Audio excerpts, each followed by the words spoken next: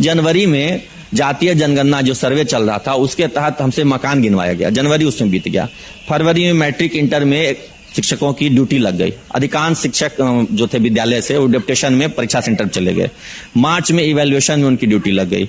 यहाँ देखिए कि टेबुलेशन के लिए कंप्यूटर ऑपरेटर की जरूरत पड़ती है तो शिक्षक हैं, वहां पे पियून क्लर्क की भी जरूरत पड़ती है तो शिक्षक है, उन्हीं का ड्यूटी लग जाता है। तो फरवरी और मार्च एग्जामिनेशन और टेबुलेशन चला गया। अप्रैल में फिर से जनगणना शुरू हो गया, आधा जनगणना हुआ फिर रुक गया। फिर मई जून में गर्मी छुट्टी हो गया, फिर गर्मी छुट्टी के बाद स्कूल खुला, फिर जनगणना में लगे। और जनगणना जैसे ही खत्म हुआ, होम टू होम बीएलओ के द्वारा सर्वे कराया जा रहा है। अब हर विद्यालय से एक शिक्षक बीएलओ हैं जो बूथ लेवल ऑफिसर होते हैं।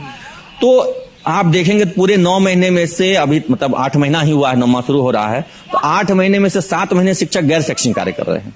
अब बच्चे जो 3 महीने हैं, 4 महीने, उसमें आप छुट्टी कटौती करके ये चाह रहे हैं कि शिक्षक सिलेबस को पूरा कर दें या बच्चों का बहुत विकास कर दें, शिक्षा में बहुत गुणोत्तर सुधार हो जाए, तो ये बेईमानी है ना। आप गैर शैक्षणिक कार्य हमसे करवाते हैं। और हम लोगों ने बार बार, यहाँ तक कि हाई कोर्ट में याचिकाएं हमने दायर की कि जो एमडीएम बनता है इससे हमको मुक्त कर दीजिए, किसी एनजीओ को दे दीजिए। जो विद्यालय के प्रधान होते हैं उनका शैक्षणिक वातावरण पर ध्यान होना चाहिए, फोकस होना चाहिए। उनका उस पर नहीं है फोकस, वहां उनका फोकस है कि जो खाना बन रहा है अगर उसमें गलती से कोई कीड़ा गिर जाए, छिपकली गिर जाए तो एफआईआर हो जाता है हेडमास्टर पे, क्योंकि बच्चे खाएंगे वो तो बीमार पड़ जाएंगे। जिम्मेदारी है जो प्रधानाध्यापक है, तो प्रधानाध्यापक अपने क्लासरूम में रहेंगे कि वो जो खाना बर्तन का है उसको पे ध्यान देंगे, क्योंकि भाई वहां तो एफआईआर की बात है। चलिए नहीं पढ़ाएंगे तो एफआईआर नहीं होता है, नहीं पढ़ाने के लिए किसी पे एफआईआर नहीं होता है, लेकिन अगर एक दिन खाने में कुछ गिर गया तो उसके लिए एफआईआर होता है, नौकरी तक चली जाती है। तो इस तरह का दबाव है, गैर शैक्षणिक कार्यों का दबाव है। इसको अगर सरकार खत्म कर दे और शैक्षणिक कार्यों पर ही फोकस करे, शिक्षकों को केवल पढ़ाने के लिए कहा जाए। हमसे ये जाति जनगणना, शौचालय गणना, शौचालय की भी गणना होती है, वो भी उसमें भी हमको लगा दिया जाता है। एक बार की मैं बात बता रहा हूं कि खुले में शौच से रोकने के अभियान में शिक्षकों को लगा दिया गया था। हाँ, मुझे याद है। जी जी, और उसमें शिक्षक पीट गए। सुबह सुबह जाते थे टॉर्च लेकर के। उसमें महादलित टोले की महिलाएं कहीं उन्होंने पकड़ लिया था, शिक्षकों को बहुत पीटा था, बीडीओ साहब को भी पकड़ लिया था।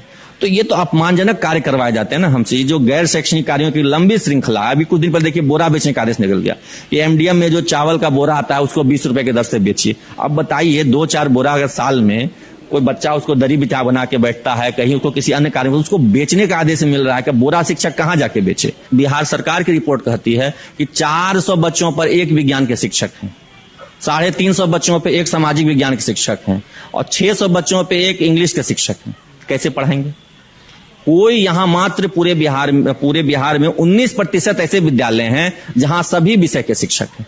तो किसी विद्यालय में जहां गणित का शिक्षक नहीं है तो वहां के बच्चा गणित में कैसे तेज होगा?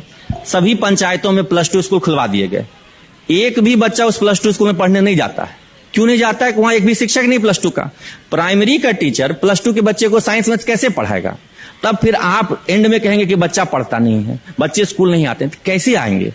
जब जो रिसोर्सेस चाहिए वो आप नहीं देंगे, जितने शिक्षक होने चाहिए वो आप नहीं देंगे, क्लासरूम्स नहीं है यहाँ पे, उसको +2 बना दिया गया, शौचालय नहीं है। ये पटना शहर की मैं बात बता रहा हूँ, बगल में बांकीपुर गर्ल्स स्कूल है, कल जाकर के देख लीजिए।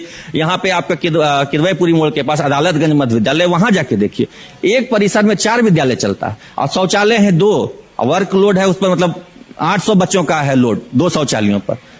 क्या मतलब बच्चियां कहां जाती हैं शौचालय के लिए?